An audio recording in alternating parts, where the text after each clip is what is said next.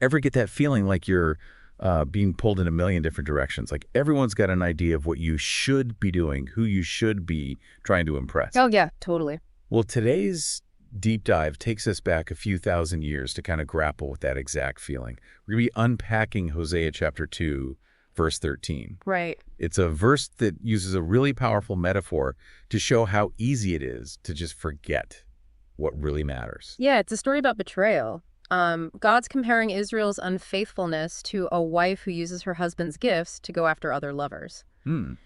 The imagery is really striking because it kind of gets at that very human tendency to, like, take good things and twist them, use them for all the wrong reasons. So unpack this gift metaphor for us a bit. What are these gifts and how is Israel misusing them? So in Hosea, the gifts represent God's blessings to Israel, things like a really great harvest, military victories, even the land they lived on. Right. Things that were meant to sustain them, to bring them security and prosperity. But instead of seeing these gifts as signs of God's love and provision, they become these tools to make alliances with other nations, to gain wealth just for the sake of it. So they're using these gifts to kind of become self-reliant. Exactly, and that shuts God out. It's like winning a scholarship and then using the money to party instead of actually going to school, right? Yeah. You're completely missing the point. Totally. But how does this ancient story apply to us today? I mean, most of us aren't exactly negotiating treaties with other kingdoms or offering sacrifices to Baal or anything like that. Yeah, that's what makes it so fascinating, though. Because even though the specifics may be different, the human heart really hasn't changed all that much. Right. We're still living in a world that's constantly tempting us to chase after these, lovers of our own making. Think about it. How much energy do we all spend chasing after money, status, approval, all those things that promise us happiness but usually leave us feeling kind of empty? That's true. I feel like social media especially is like a breeding ground for comparison and feeling insecure. Yeah, for sure. Everyone's curating this perfect image of themselves online, and it's so easy to get caught up in thinking, if I just had that car, that job, that many followers, then I'd finally be happy. Yeah. Exactly. And that's exactly the trap of, like, spiritual forgetfulness. When we forget who God is and what he's already done for us, that's when we start chasing after all these fleeting substitutes. We try to fill that God-shaped hole in our hearts with things that were just never meant to fit there. Right. So what happens when we fall into that trap? What are the consequences of chasing after these lovers instead of focusing on our relationship with God? Well, practically speaking, it just leads to a ton of frustration and disillusionment. All those things that we're chasing after, they never quite satisfy. They just leave us constantly striving for more, Yeah.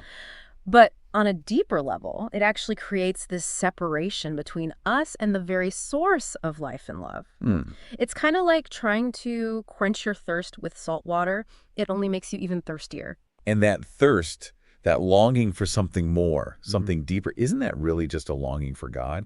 Even if we don't really recognize it as that. Absolutely. Our hearts were actually created for a relationship with him. Yeah. And everything else is just a pale imitation. That's the real tragedy of it all. We spend so much time and energy chasing after all these fleeting shadows when the real substance, the real source of joy and fulfillment is just right there waiting for us. It's like we're wandering around lost in a maze, desperately looking for the exit when the door's been wide open the entire time. I love that. That's a great analogy. And that's exactly why Hosea's message is so important. It's a call to remember, It's a call to wake up and see the truth of who we are and whose we are. It's like a reminder that we don't have to keep chasing after these empty promises because we already have everything we need in him. So we've talked about how we're all kind of prone to chasing after these lovers, these substitutes for real fulfillment, But how do we break free from that cycle? How do we turn our attention back to God and grow that part of us that finds real satisfaction in him? That's the big question, isn't it? Yeah. And I don't think there's like a simple answer that's going to work for everyone. Right. But Hosea does give us some clues. Okay. One of the key themes that comes up again and again in the book is this idea of returning to God, returning to the right relationship with him. So it's not just about like avoiding certain things or trying harder to be good. Right. It's about a more fundamental shift in our direction, like turning back toward the source of life and love. Exactly. And that turning back starts with remembering who God is. Oh, cool. Remembering what he's done for us, remembering the promises he's made. Right. It's about actively growing this attitude of gratitude and awe. That makes me think about those war memorials or historical sites you see sometimes. Hmm. The ones that are dedicated to remembering important Yeah. events. They're not just there to remind us of the facts and dates. They Yeah. want to make you feel something, Right. like a sense of reverence and respect for what happened there. Yeah, that's a great point.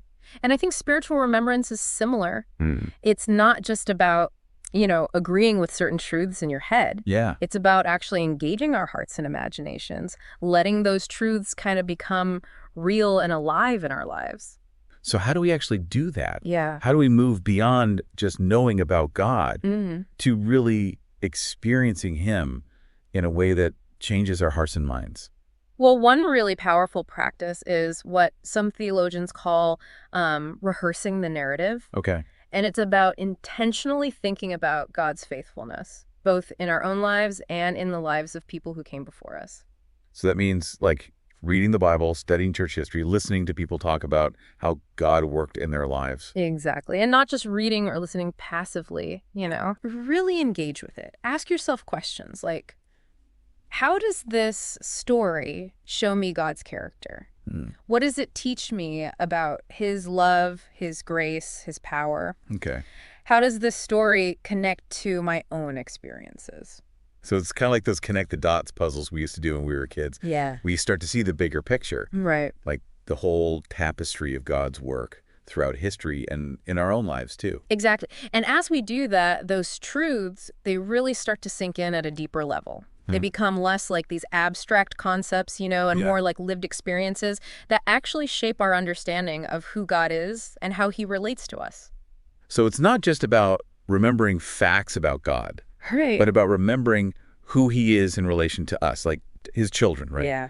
His love for us, His faithfulness to us, His desire to have a relationship with us. That's beautifully put. Thank you. And as we start to understand that reality, as it really sinks in down to our core, it really starts to change everything. Wow. It changes how we see the world, how we treat other people, how we make decisions, how we deal with challenges. Because when we remember who we are in Christ, loved, forgiven, accepted, empowered, Right. it frees us from that need to chase after all those other things that never really satisfy us, right? Exactly. We don't need to look for validation or security from outside sources anymore because we find our ultimate worth and identity in Him.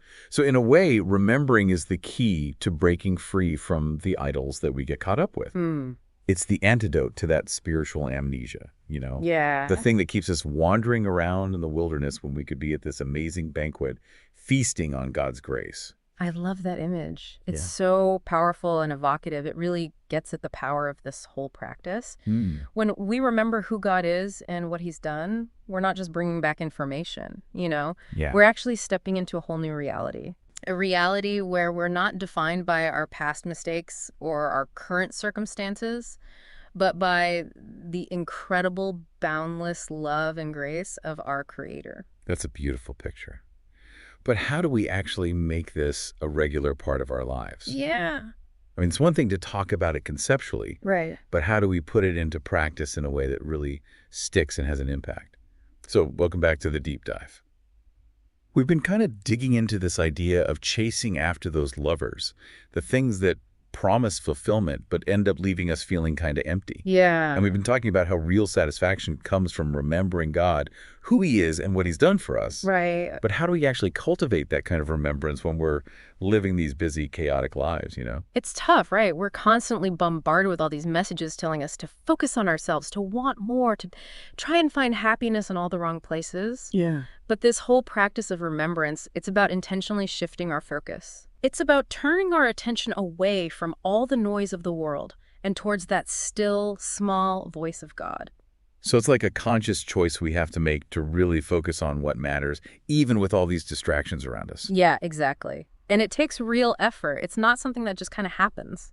We have to be intentional about making room in our lives for remembrance.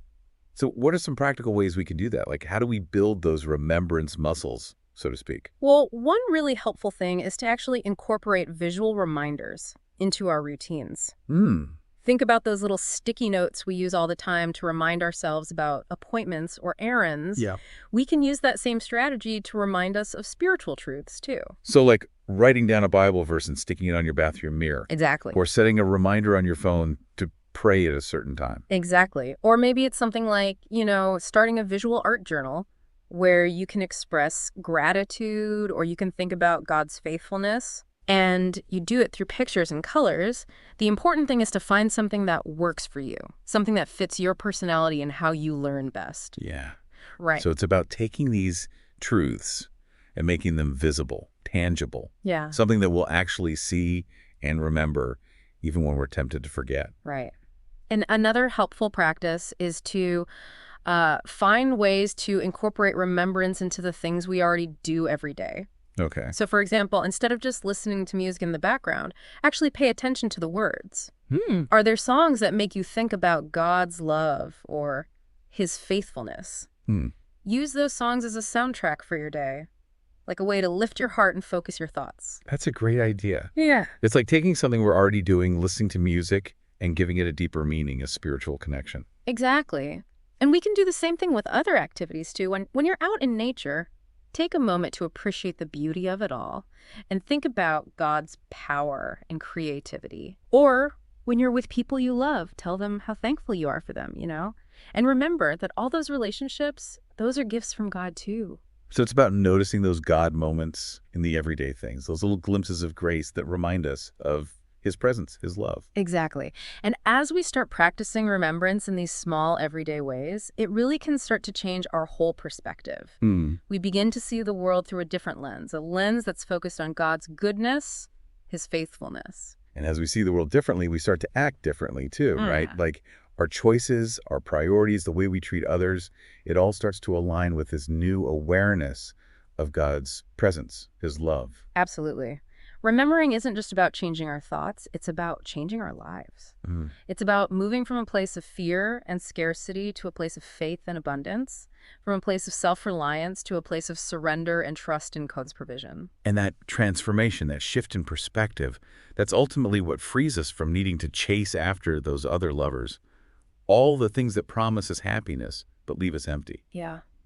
When our hearts are full of God's love, when our minds are focused on his truth, when our lives are aligned with his will, that's when we discover a joy and a satisfaction that nothing else can give us. So as we wrap up our deep dives into Hosea chapter 2, verse 13, I think the main thing we can take away from this is that remembering isn't just some mental exercise, it's a way of life. It's about intentionally nurturing that part of us that's in tune with God's presence, a mind that's constantly being renewed by his truth, and a life that's truly transformed by his grace. Beautifully said.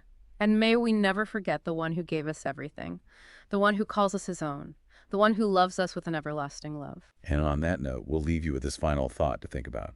What are you remembering today that will shape your tomorrow?